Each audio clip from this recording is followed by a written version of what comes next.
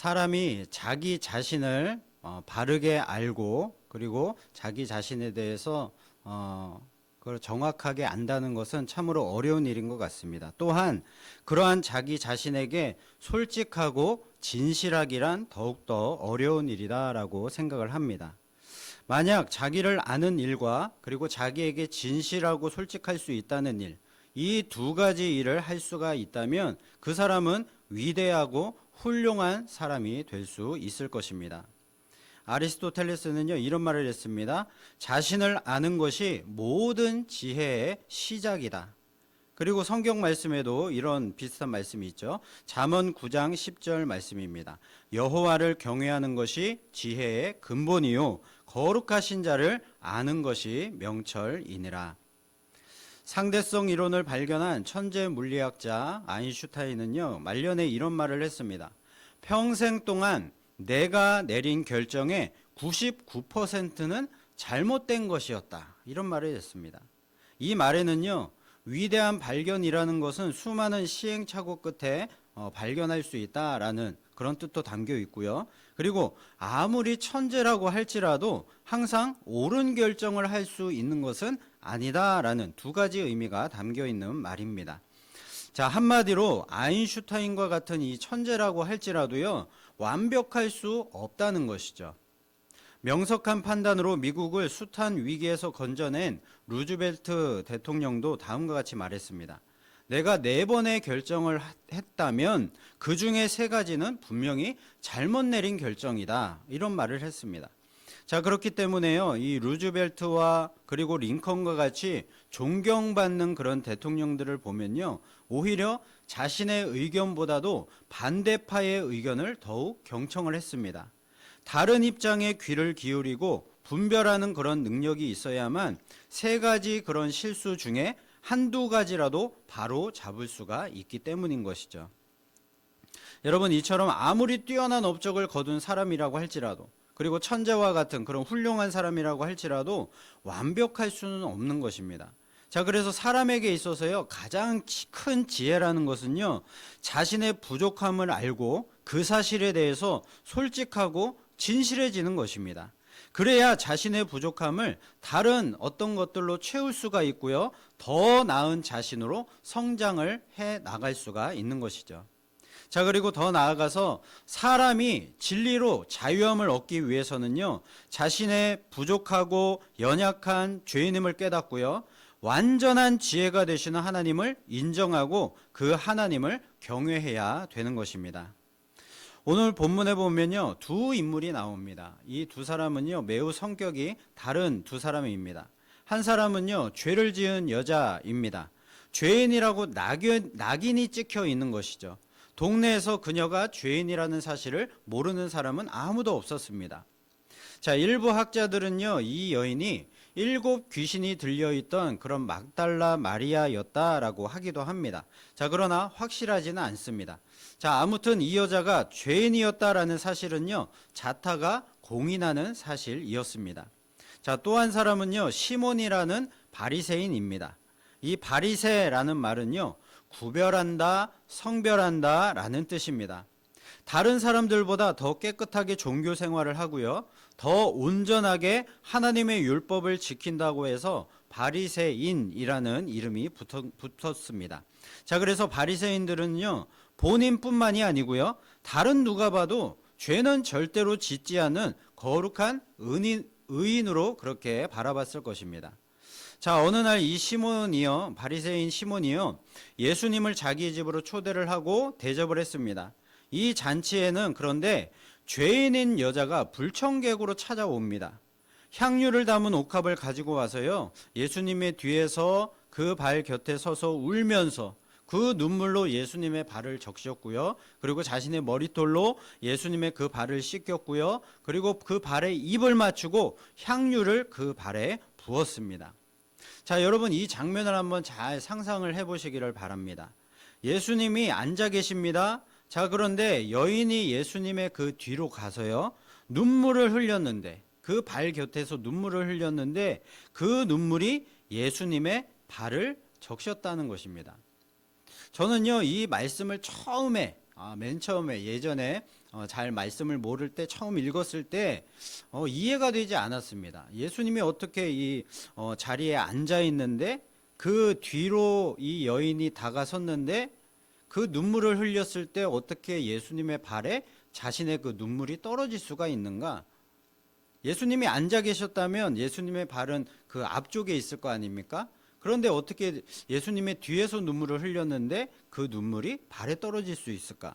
이해가 되지 않았습니다. 자, 그런데 그 당시에 풍습을 보면은 분명히 알 수가 있습니다. 그 당시에 유대인의 관습은요, 지금처럼 이 식사를 할 때 똑바로 앉아서 식사를 하는 것이 아니고요, 비스듬히 누워서 식사하는 것이 관습이었습니다. 자, 그래서 식사 자리에 초대받은 손님은요, 머리를 식탁 곁에 가까이 두고요, 그리고 한쪽 팔꿈치로 자신의 몸을 지탱을 하고, 그리고 발은요, 뒤쪽으로 쭉 뻗은 자세로 이렇게 비스듬히 누워서 식사를 했던 것이죠. 자, 그래서 여인이요, 예수님의 뒤로 다가갔을 때 그 발이, 예수님의 발이 여인의 앞에 이렇게 놓일 수가 있었던 것입니다. 자, 그래서 여인이 예수님의 뒤로 가서 울었을 때요, 그 눈물이 예수님의 발을 적실 수가 있었던 것이죠. 그리고 예수님의 그 발 곁에서 눈물을 자기 머리털로 닦았고요, 그 발에 입 맞추고 그 발에 향유를 부을 수가 있었던 것입니다. 여러분, 여인이 예수님께 한 행동을 잘 보시길 바랍니다. 남의 발을, 그 당시에 남의 발을 닦는다라는 행위는요, 종들이 하는 행동이었습니다. 자, 그런데 이 여인이요, 예수님의 발을 자신의 머리털로 닦았습니다. 그냥 손으로 닦은 것도 아니고 머리털로 닦았습니다. 유대인의 당시 관습상 여자가 사람들 앞에서 자신의 머리를 풀어 헤친다라는 것은요, 큰 수치스러운 행동이었습니다. 자, 그런데 이 여인은요, 그런 것에는 뭐 아랑곳하지 않았고요, 자신의 머리를 풀어서 그 머리털로 예수님의 발을 씻겼다는 것입니다. 자, 그리고 심지어 그 발에 자신의 머리털로 발을 씻기고요, 그 발에 자신의 입을 맞추었습니다. 여인의 행동은요, 자신을 극도로 낮추면서, 겸손하게 낮추면서 예수님을 반면에 극도로 높이는 그런 행동이었습니다. 자, 그리고 예수님의 머리에 향유를 부은 것이 아니고요, 발에 부었다고 했습니다. 예수님의 신발끈을 풀기도 감당하지 못하겠다라던 그 세례 요한의 고백처럼요, 그 비싼 향유를 머리도 아닌 발에 부었다는 것은 그 정도로 자신이요, 예수님을 향한 자신의 그런 사랑이 깊었고 섬김과 헌신이 보잘것없음을 그렇게 나타내는 행동이었던 것입니다. 이 여인은요, 다른 사람들이 다 죄인이라고 했지만 그것을 부정하지 않았고요, 스스로 자신은 모든 사람들보다 낮은 사람이다, 죄인이다 라는 사실을 인정하면서 자신을 끝까지 낮추는 겸손함의 극치를 보여주었던 것입니다. 당시에 향유 한 병은요, 500g 정도 되었다고 하는데요, 자, 그 한 병의 값은요, 300데나리온 정도 되었습니다.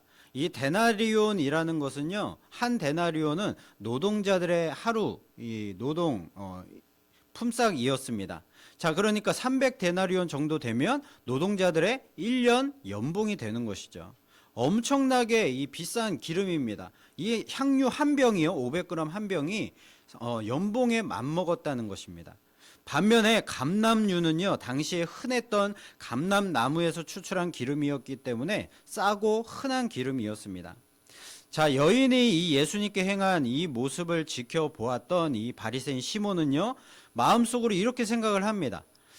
저 예수라는 저분이 만일 하나님의 거룩한 선지자라면 저 여인이 죄인임을 분명히 알았을 텐데 어떻게 부정한 죄인이 자신의 몸을 저렇게 만지는 것을 그냥 내버려 둘 수가 있을까, 이런 생각을 하고 있었습니다. 시몬이 왜 이런 생각을 할 수밖에 없었는가 하면요, 당시의 죄인은요, 부정한 사람이었기 때문에요, 부정한 사람이 만지는 모든 것은 다 부정해지기 때문이었기 때문입니다. 자, 그래서 그러면 선지자라고 하는 그 예수님도 당연히 이 죄인의 부정함 때문에 부정하게 되는 것이 마땅한데, 예수님은 그 사실을 알고도 그냥 그 여인의 행동을 그냥 내버려 두었다는 것입니다. 그래서 이것을 이상하게 이 시몬이라는 사람이 생각을 했던 것이죠. 시몬은요, 예수님이 부정함을 정결케 만드시는 그런 능력이 있는 분이심을 몰랐던 것입니다. 예수님은요, 시몬의 이러한 생각을 아시고 시몬에게 깨달음을 주시기 위해서 비유로 설명해 주셨습니다. 자, 500데나리온 빚진 사람과 50데나리온 빚진 사람이 있는데 만약에 그 빚을 다 탕감받았다고 한다면 누가 더 탕감해 준 사람을 더 사랑하겠느냐? 너무 쉬운 질문이죠. 시몬도 그렇게 쉽게 생각하면서 당연히 더 많이 탕감받은 사람입니다 라고 대답을 했습니다. 예수님은 내 판단이 옳다 라고 말씀을 하시면서요, 시몬에게 계속해서 이렇게 말씀을 하셨습니다. 이 여자의 행동을 네가 보느냐? 자, 내가 너의 집에 들어올 때 너는 나에게 발 씻을 물도 주지 않았는데 이 여인은 자신의 눈물로 내 발을 적시고 그 머리털로 내 발을 닦아주었다. 그리고 너는 내게 입 맞추지도 않았는데 이 여자는 내가 들어올 때부터 내 발에 입 맞추기를 쉬지를 않았다. 너는 내 머리에 값싼 감람류도 붓지 않았는데 이 여자는 귀하고 귀한 그 값비싼 향유를 나의 머리도 아닌 발에 부었다. 여러분, 예수님의 이 말씀이 무엇을 말씀하시는지 여러분 아시겠죠? 죄인이라 불리던 이 여자는요, 죄가 그만큼 많은 죄를 용서받았다라는 그 사실을 깨닫고 알고 있었기 때문에요, 예수님을 더 많이 사랑해서 이렇게 그 사랑을 예수님께 표현을 했다는 것입니다. 자, 그러나 스스로 거룩하고 의인이라고 생각하는 시몬, 이 사람은요, 용서받은 죄가 없다고 생각을 하니까요, 예수님을 사랑할 수가 없었던 것입니다. 시몬은요, 자신이 죄인임을 알지 못하기 때문에 그의 죄는 용서받지 못하고요, 그대로 그냥 남아 있을 수밖에 없는 것이죠. 여러분, 우리는요, 상대적인 관계와 절대적인 관계를 혼동할 때가 많습니다. 바리새인 시몬의 이 입장에서 보면요, 자신은 죄가 있다고 할지라도 죄인인 저 여자보다는 당연히 내가 더 낫다라고 생각을 하는 것입니다. 자, 그런데 이렇게 남보다 내가 조금 더 낫다라는 이런 생각 때문에요, 정작 자신의 진짜 모습은, 죄가 있는 진짜 모습은 정확하게 바라보지를 못하는 것입니다. 다른 사람과의 그런 상대적 관계만 따지고 있다가 하나님과의 절대적인 관계를 통해서 자기 자신의 그런 진짜 모습을 보지를 못하는 것입니다. 그래서 상대적 관계만 신경을 쓰다 보니까요, 점점 더 자신은 교만하게 되고요, 남을 업신여기게 되어서 마침내는 하나님 앞에서 자신의 그런 죄인된 모습을 다 잊어버리게 되는 것입니다. 시몬은요, 이 여인으로 인하여서 자기 존재를 잃어버렸던 것입니다. 하나님 앞에 나라고 하는 존재가 얼마나 초라하고 보잘것없는 죄인인가, 이 사실을 잊었다는 것입니다. 예수님께서는요, 시몬, 너도 이 여인과 별반 다르지 않는 빚진 죄인이다, 많이 빚진 죄인이다 라는 이 말씀을 지금 하고 계시는 것입니다. 어거스틴은요, 이 세상에서 의인은 하나도 없고 단지 두 가지 죄인만 있다라고 말을 했습니다. 하나는 자기가 죄인이라고 생각하는 죄인이 있고요, 또 하나는 자기가 의인이라고 생각하는 죄인이 있다라고 했습니다. 둘 다 죄인인 것은 마찬가지죠. 그런데 결과는 정반대입니다. 자기가 죄인이라고 생각하는 죄인은요, 용서받을 소망이 있습니다. 그러나 자기가 의인이라고 생각하는 죄인은요, 절대로 그 생각이 변하지 않는 한 절대로 용서받을 길이 없는 것이죠. 서기관들과 바리새인들이 예수님을 고발할 조건을 찾기 위해서요, 이 예수님을 시험하기 위해서 음행의 현장에서 잡힌 여인을 끌고 와서요, 사람들 앞에 세워놓고 예수님께 말을 했습니다. 모세는 율법에 이러한 자를 돌로 쳐 죽이라고 말했는데 선생은 어떻게 하시겠습니까? 자, 그러자 예수님은요, 땅에 무언가를 갑자기 쓰기 시작하십니다. 자, 그리고 잠시 후에 일어나시더니 죄 없는 자가 먼저 이 여자를 돌로 치라 라고 말씀을 하셨습니다. 그리고 또다시 땅에 무언가를 쓰시기 시작했습니다. 자, 그러자 사람들이 한 명, 두 명씩 양심의 가책을 받아서 서로 돌아갔고요. 모든 사람이 다 떠나가고 난 이후에 혼자 남은 그 여인에게 예수님은요, 이렇게 말씀하셨습니다. 나도 너를 정죄하지 아니하노니 가서 다시는 죄를 범하지 말라 말씀하시고요, 그 여인을 보내셨습니다.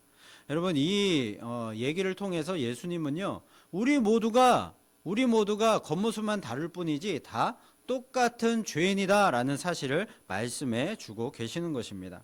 오늘 본문도 역시요, 우리 모두가 다 죄인이라는 사실을 잘 보여주고 있는 말씀입니다. 예수님은요, 우리의 죄를 갚아야 할 빚으로 비유를 하셨습니다. 자, 그런데 큰 빚이나 작은 빚이나 절대로 우리가 갚을 수는 없다는 것입니다. 우리는요, 우리가 조금만 노력하면 이런 작은 빚 정도는 우리가 우리의 힘으로 능력으로 갚을 수 있다라고 생각을 합니다. 자, 그래서 의롭고 선하게 살아보려고 노력을 하는 것이죠. 그런데 그렇게 살다 보니까요, 내 빚이 조금은 갚아진 것 같다라는 생각이 듭니다. 교만한 위선자가 된 것이죠. 죄는요, 선을 행하면 행할수록 선을 행하는 것이 아니고요, 더욱 악을 행할 뿐인 것입니다. 사도 바울은요, 내가 원하는 바 선은 행하지 아니하고 도리어 원하지 아니하는 바 악을 행하는도다. 오호라, 나는 공고한 사람이로다. 이 사망의 몸에서 누가 나를 건져내랴라고 한탄을 했습니다. 이것은요, 사도 바울이 자신의 죄인됨을 정확히 알고 그런 자신을 솔직하고 진실하게 바라봤던 위대한 믿음의 모습이었습니다. 여러분, 우리 죄인들의 실패를 깨끗이 인정해야 됩니다. 그것이 우리의 믿음이고 용기인 것입니다. 시몬이 만약에 자신의 존재를 바르게 알았더라면요, 그 여인을 절대로 깔보거나 멸시하지는 않았을 것입니다.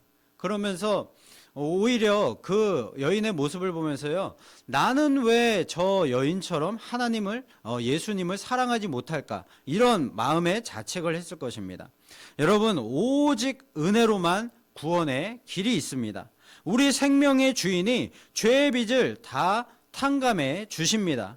갚을 길이 없는 우리에게는 아무리 기다려도, 아무리 선을 많이 행한다고 해도 소망이 없습니다.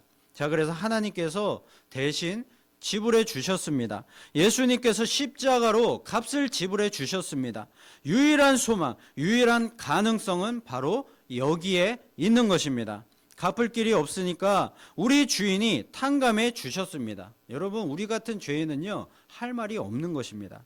이 일에 대하여 무슨 말을 하리요? 사도 바울의 고백입니다. 죄인 중에 괴수를 불러서 구원하셨으니 할 말이 없다고 말하는 것입니다. 그렇습니다. 죄인이 하나님의 자녀가 되었으니 할 말이 없는 것이고요, 사도가 되었으니 더욱 할 말이 없는 것입니다. 그리스도의 이름으로 고난을 당해도 할 말이 없는 것이죠. 마태복음 18장에 보면요, 천국 비유가 나옵니다. 그 시작은 이렇게 시작이 됩니다. 천국은 그 종들과 결산하려 하던 어떤 임금과 같으니 제일 먼저 10,000달란트 빚진 자를 데려옵니다. 여러분, 10,000달란트라는 돈은요, 우리가 이렇게 상상할 수 없는 엄청나게 큰 돈입니다. 한 달란트는요, 6,000데나리온입니다. 그러니까 노동자가 20년을 꼬박 일해서 모아야지만 얻을 수 있는 돈입니다. 자, 그런데 10,000달란트라고 했으니까요, 이 10,000달란트라는 돈은요, 노동자가 20만 년을 일해야지만 얻을 수가 있는 돈이죠. 절대로 도저히 갚을 수 없는 돈이라는 것입니다. 임금이요, 10,000달란트 빚진 사람에게 갚으라고 명령을 합니다. 너의 몸, 그리고 아내, 너의 자식들과 모든 소유를 다 팔아서 갚으라라고 명령합니다. 자, 그러자 그 빚진 종이요, 엎드려 절하면서 다 갚을 테니까 저에게 참아 주십시오, 이렇게 얘기를 합니다. 솔직히 어떻게 그 많은 돈을 갚겠다는 건지 알 수는 없지만 일단 급하니까 그냥 아무 말이나 했던 것 같습니다. 임금은요, 그러한 모습을 보고 불쌍히 여기면서요, 그 엄청난 빚을 다 탕감해 주었습니다. 여러분, 이것이 은혜인 것입니다. 이 은혜가 우리에게 유일한 소망이고요, 유일한 가능성입니다. 우리의 죄는요, 10,000달란트 빚과 같은 것입니다. 절대로 우리 힘으로는요, 평생을 갚으려고 노력해도 갚을 수가 없는 것이죠. 유일한 소망은요, 빚을 탕감받는 것입니다. 우리의 주인이신 하나님께서 빚을 탕감해 주셔야만 하는 것입니다. 하나님께서 대신 지불해 주시는 것이죠. 그 방법이 바로 예수 그리스도의 십자가입니다. 우리는요, 값없이 모든 빚을 탕감받았지만 하나님은 예수님의 십자가로 우리의 죄값을 다 지불하셨습니다. 우리가 값없이 받은 은혜가 예수님의 십자가 속량의 은혜임을 알고 믿는 것이 바로 나 자신에게 솔직하고 진실한 것입니다. 그런데 우리는요, 자신에게 진실하지 못할 때가 너무나도 많다는 것이죠. 이 10,000달란트 탕감받은 사람이요, 정말로 기쁜 마음으로 이제 풀려나서요, 길을 가다가 자신에게 100데나리온 빚진 자를 만났습니다. 이 100데나리온이라는 돈은요, 한 3개월치 그런 월급에 해당하는 돈인데, 10,000달란트에 비하면 껌값도 안 되는 아주 작은 돈이죠. 자, 그런데 이 사람의 반응을 보십시오. 그 100데나리온 빚진 그 동료가 자신이 했던 것처럼 엎드려서 갚겠다고 하고 참아달라고 그렇게 애원을 하는데도 불구하고요, 그것을 못 참고 기어이 그 빚진 동료를 옥에 가두어 버렸습니다. 여러분, 우리가 이렇게 나 자신에게 진실하지 못하다는 것입니다. 내가 방금 전까지 어떤 사랑과 어떤 은혜를 입은 그런 존재인지를 잊어버리고요, 교만하게 내 욕심만 채우면서 그렇게 살아가고 있다는 것이죠. 자, 그러자 임금이 이 일을 알고요, 그 배은망덕한 사람을요 다시 잡아서 그 빚을 갚도록 옥졸들에게 다 넘겼습니다. 이 사람이 그 많은 빚을 평생 갚을 수가 있겠습니까? 절대로 영원히 못 갚는 것입니다. 이것이 바로 지옥인 것이죠. 마태복음 18장 35절에 이 말씀이 있습니다. 함께 읽어보겠습니다. 시작. 너희가 각각 마음으로부터 형제를 용서하지 아니하면 나의 하늘 아버지께서도 너희에게 이와 같이 하시리라. 아멘. 10,000달란트 탕감받은 사람은요, 더 감사하며 살아야 되고요, 더 용서하며 살아야 되고요, 더 사랑하며 살아야 하는 것이 마땅한 것인데요, 그러지를 못했습니다. 이 사람은요, 자신의 그 많은 죄가 어떻게 용서받게 되었는지, 어떻게 탕감을 받았는지 전혀 모르는 사람인 것이죠. 하나님이 우리 죄를 사하시기 위해서 어떠한 값을 치르셨는지 모르는 것입니다. 우리가 값없이 은혜를 받기 위해서 예수님께서 십자가 죽음으로 우리의 죄값을 치르셨다라는 그 사실을 아무것도 모르고 그냥 살아가는 것입니다.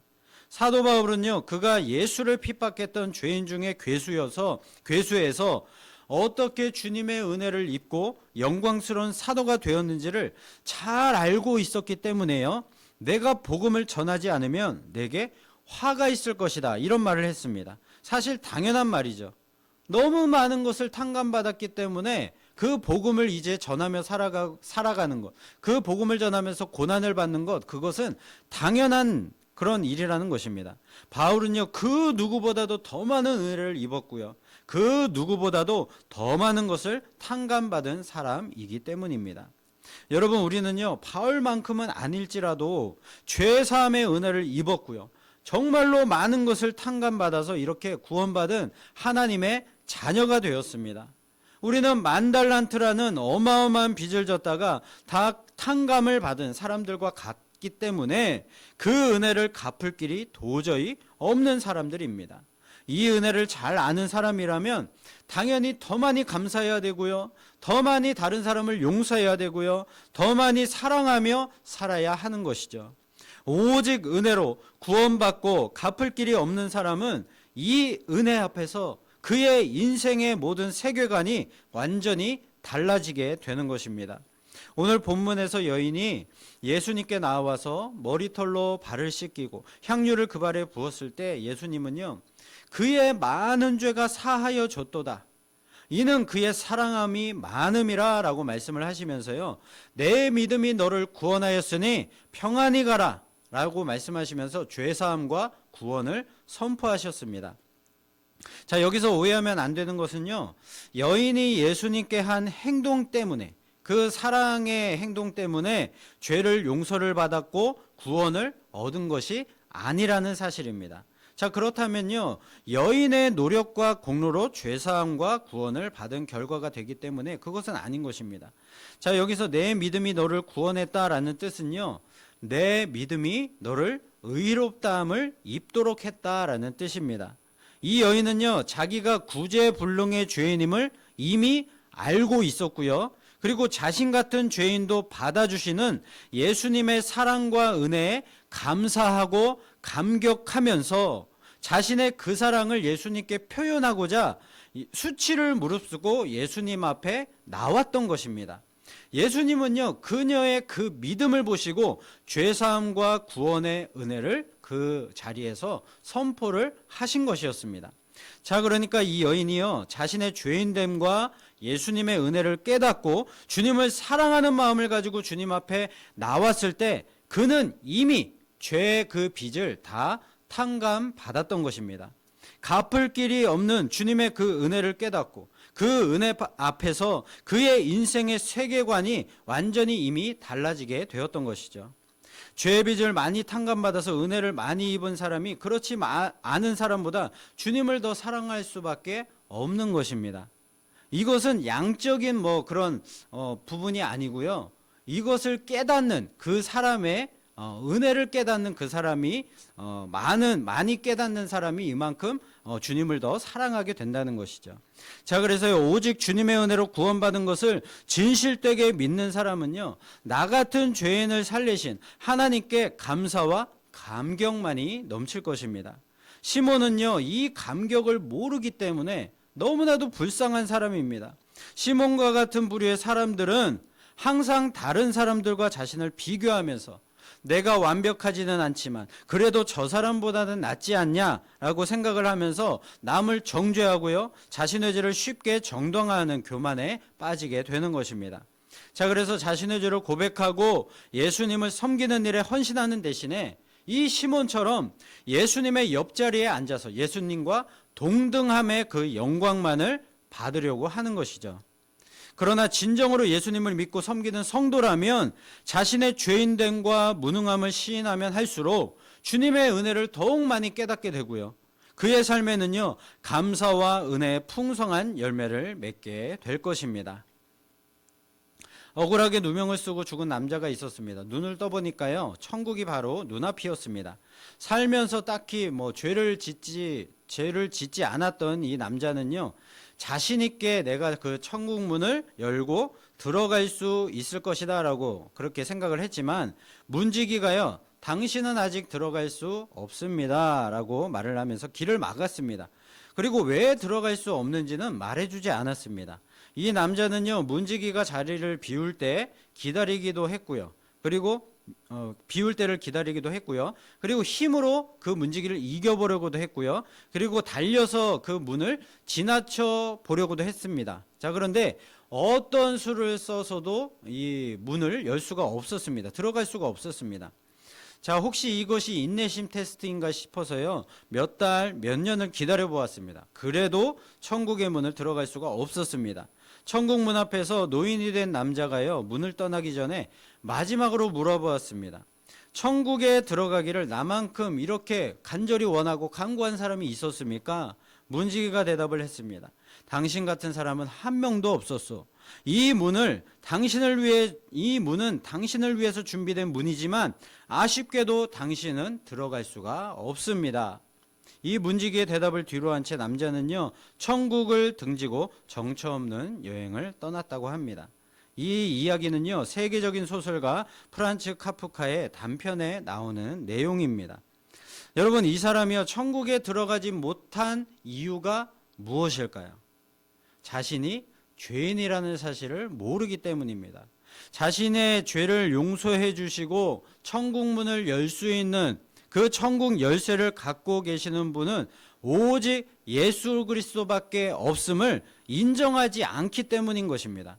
그래서 이 사람은요, 계속해서 자신의 힘과 노력으로 천국에 들어가려고 헛된 애만 쓰고 있었던 것이죠.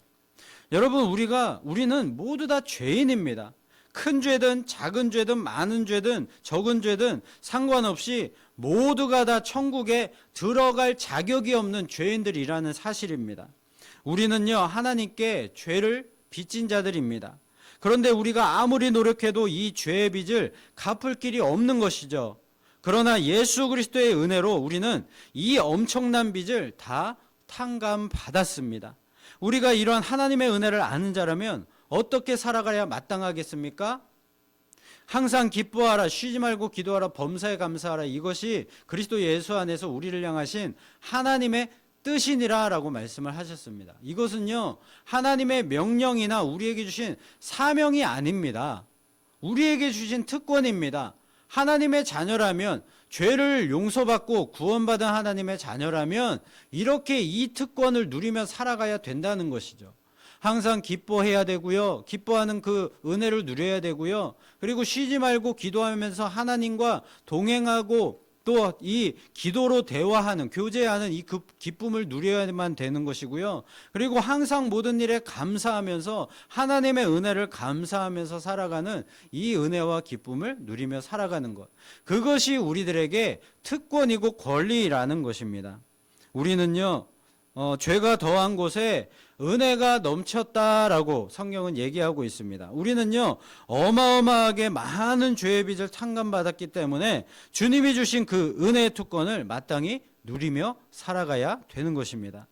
우리의 죄와 허물 때문에 지옥에 가야만 하는 저와 여러분이 이제는 죄의 빚을 다 탕감받고 의로운 자로 인정을 받아서 천국 시민권자가 되었으니 우리는 하나님만을 내 마음과 목숨과 뜻을 다하여 사랑하고요. 그리고 내 이웃을 내 자신같이 사랑하며 사는 것이 마땅한 삶이라는 것입니다.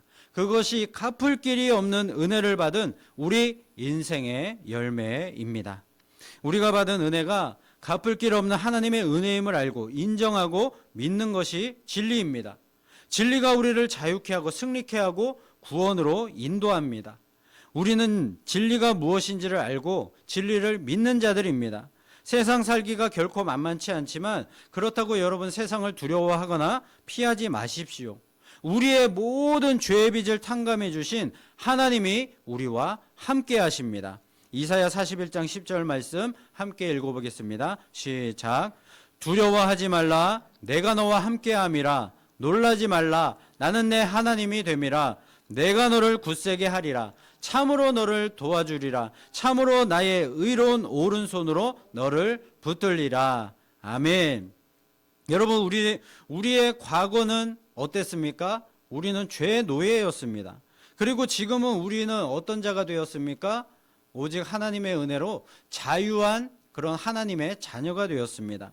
갚을 길이 없는 하나님의 은혜를 아는 자답게 그 은혜를 누리고요. 하나님의 사랑으로 모든 사람들을 사랑하며 살아가는 저와 여러분의 이런 모든 영광과 복된 인생 되실 수 있기를 주님의 이름으로 축원을 드립니다.